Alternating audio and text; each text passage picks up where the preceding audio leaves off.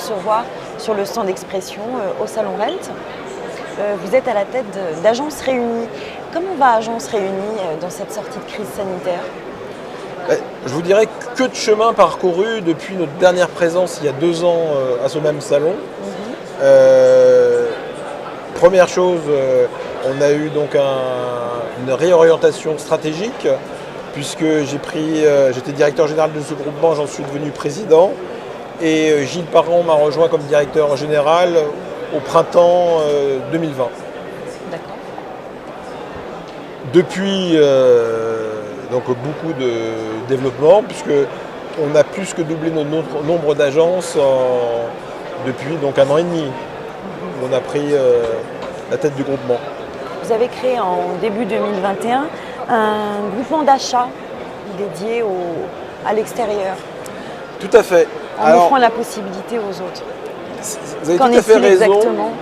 Parce que je m'occupais de ce groupement d'achat pour les agences réunies depuis près de 13 ans, avec essentiellement des accords avec les diffuseurs d'annonces. J'ai décidé de l'élargir beaucoup à la PropTech, donc on est parfaitement dans le thème, dans le bain, où on s'est aperçu qu'il y a beaucoup de technologies qui étaient inconnues des agents immobiliers. Et puis finalement, progressivement, j'allais dire, au bout d'une année d'amélioration de ce groupement d'achat, j'ai eu des demandes d'enseignes extérieures aux agences réunies qui me disaient pourquoi on ne s'unirait pas dans le cadre de ce groupement d'achat plutôt avec des marques blanches en fait.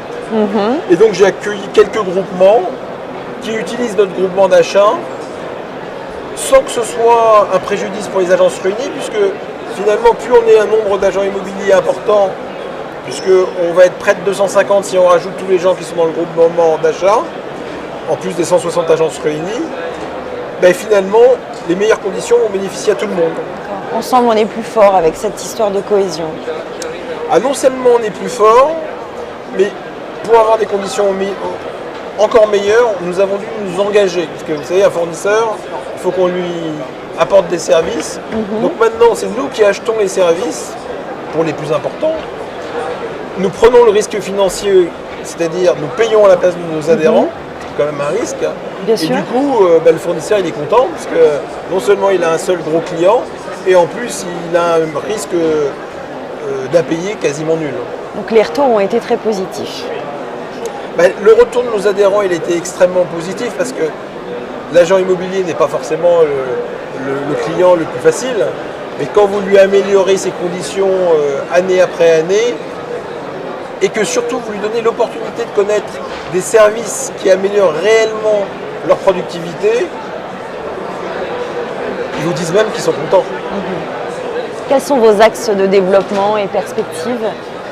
Alors, la leçon finalement qu'on a tirée de ce long épisode, on va dire, de confinement et sanitaire, c'est qu'il y a un vrai goût des Français pour s'étaler dans tout le territoire et notamment d'aller dans les grandes métropoles qui avaient déjà un peu de succès avant mais qui en ont encore plus aujourd'hui. Donc finalement, on s'est mis un axe de développement en réfléchissant un peu sur les lignes TGV, on n'est pas très original. On voit bien que toute la côte atlantique a une vraie progression démographique. Donc on a engagé des développeurs sur Nantes, sur Bordeaux. On a un plan d'action en cours sur Montpellier et sur Lyon. Et bien sûr sur Paris, où il y a encore un développement. Et en fait, notre but, c'est de rééquilibrer, puisque nous étions 2 tiers, voire 3 quarts parisiens, franciliens. Et moi, mon but, c'est qu'on revienne à peu près la norme, qui est 1 tiers région parisienne et 2 tiers, on va dire, la province, quoi. Très bien, merci beaucoup. Je vous remercie de m'avoir invité.